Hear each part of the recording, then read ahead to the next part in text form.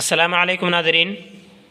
आज हम उर्दू ज़ुबान की तीसरी का सबक नंबर 53 का 5वां हिस्सा पढ़ने जा रहे हैं। इससे पहले सबक नंबर 53 जो आया था वो ज़राअत के सिलसिले में था, खेती के बारे में, और खेती के जो काम थे उनको बयान किया गया था। तो अभी इससे पिछला वाला सबक बैल के बारे में था। आज हम खेत के जो काम हैं, बीज और बुआई, उसको पढ़ेंगे। तो चलिए बिला ताख़ीर इसे हम पढ़ते हैं। बिस्मिल्लाहिर्रहमानिर्रहीम। बीज और बुआई। बीज और बुआई। तुम बता सकते हो बीज क्या चीज़ है? ये सवाल पूछा। अब इनके जवाब यहाँ पर देखें। तुम बता सकते हो बीज क्या चीज़ है? बीज दाने हैं जो फलों के अंदर होते हैं। उनके बोने से नया पौधा उगता है।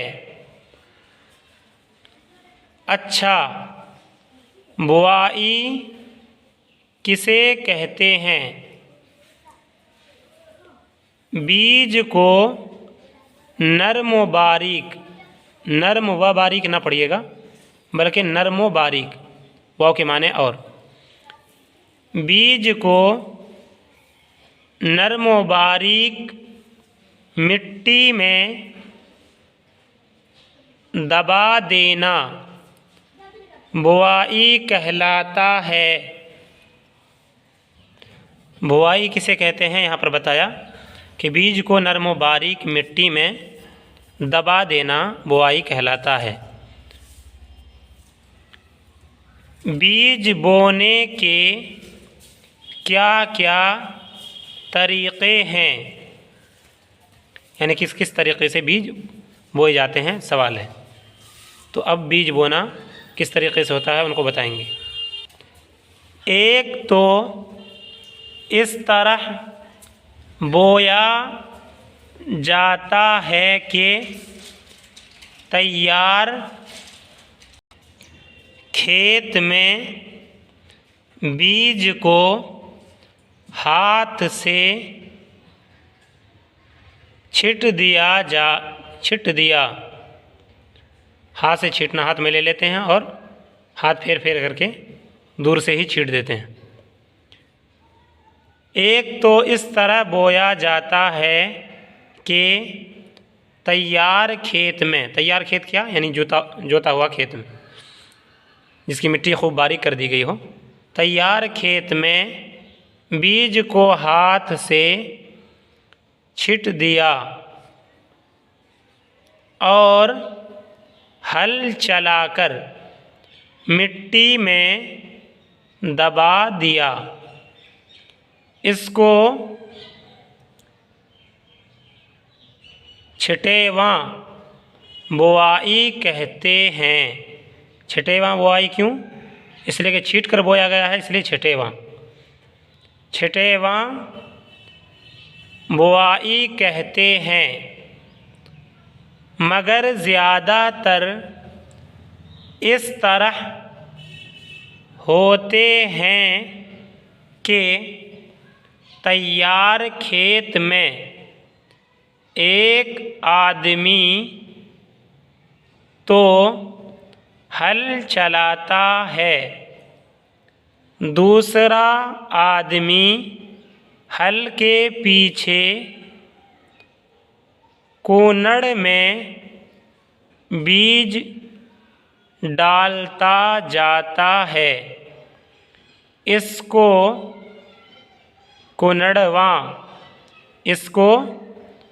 कुनड़वां बुआई या हल के पीछे बुआई कहते हैं।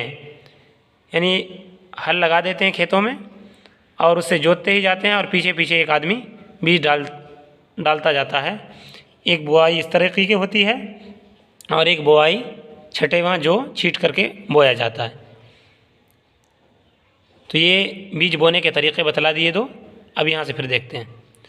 सबसे बेहतर तरीक़ ये है, तरीक़ माने तरीक़ा या रास्ता, यानी बेहतर बोने का रास्ता, बेहतर बोने का तरीक़ा।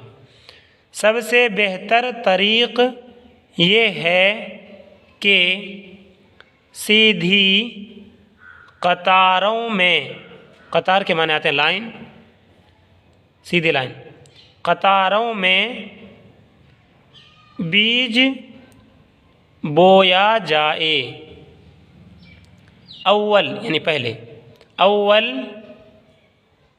हल चलाकर खेत में सीधी कूनड़ें बनाओ। कूनड़ें बनाओ यानी हल से जोत करके लंबा एक निशान बनाओ सीधा सीधा, उसको कहते हैं कूनड़। तो सबसे पहले क्या करना है, अव्वल हल चलाकर खेत में सीधी कूनड़ें बनाओ और बराबर दूरी पर बीज को हाथ से डालते चले जाओ, यानी बीज की दूरी का फासला बराबर हो। फिर सरावन चलाकर खेत की मिट्टी बराबर करो।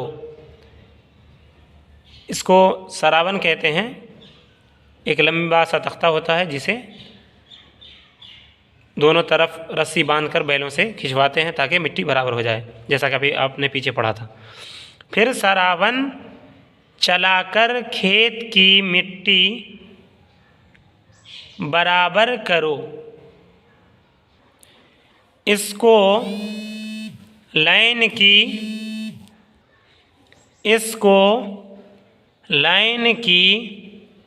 बुआई कहते हैं। नाई हल से भी बीज खूब बोया जाता है और उसके सिवा, सिवा के माने अलावा, यानी इसके अलावा, और उसके सिवा और भी औज़ार हैं। औज़ार माने टूल्स, यानी इसके अलावा भी और भी बहुत सारे तरीक़े हैं, चीज़ें हैं जिससे बीज बोए जाते हैं। इसके सिवा और भी औज़ार हैं जिनसे बीज अच्छी तरह बो सकते हैं। बोने वाले को भी आराम मिलता है, यानी बोने वाले को भी आसानी होती है, आराम मिलता है यानी आसानी होती है। बोने वाले को भी आराम मिलता है और बीज भी खराब नहीं होता। याद रखो, अच्छे बीज का पौधा भी अच्छा ही होता है। इसलिए खेत में अच्छा बीज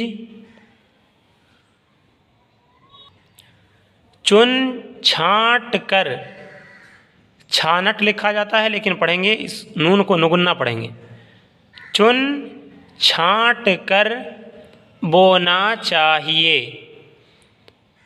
और बोना भी इस अंदाज से कि बीज बराबर पड़े, यानी बराबर अंदाज में बराबर दूरी पर बीज को रखें। कब? बोते वक्त, अच्छी फसल के लिए। ऐसा ना हो कि कहीं ज़्यादा कहीं कम, यानी ऐसा ना करना कि एक जगह तो बराबर फासले पर दे रहे हैं, दूसरी जगह फिर ये फासला और दूरी को मेंटेन नहीं कर रहे हैं, बल्कि कम या दूरी कर दे रहे हैं तो ये गलत हो जाएगा। ऐसा ना हो कि कहीं ज़्यादा कहीं कम। अगर बीज बराबर ना पड़ेगा तो पौधे कहीं घने होंगे, कहीं ज़्यादा छदरे। घने का मतलब तो आप जानते होंगे, बहुत ज़्यादा पत्तों वाला, या इसी तरीक़े से एक ही बगल बगल से कई पौधों का उग जाना। और इसी तरीक़े से छदरे कहते हैं बहुत ज़्यादा दूरी पर पौधों का उगना। तो कहीं ज़्यादा छदरे, तो कहीं अगर आप बीज बराबर नहीं डालेंगे तो कहीं घने हो जाएंगे पौधे, और कहीं ज़्यादा छदरे यानी कि बहुत दूर दूर पर होंगे पौधे। ये भी लिहाज रहे, लिहाज रहे यानी ख्याल रहे, ये भी लिहाज रहे कि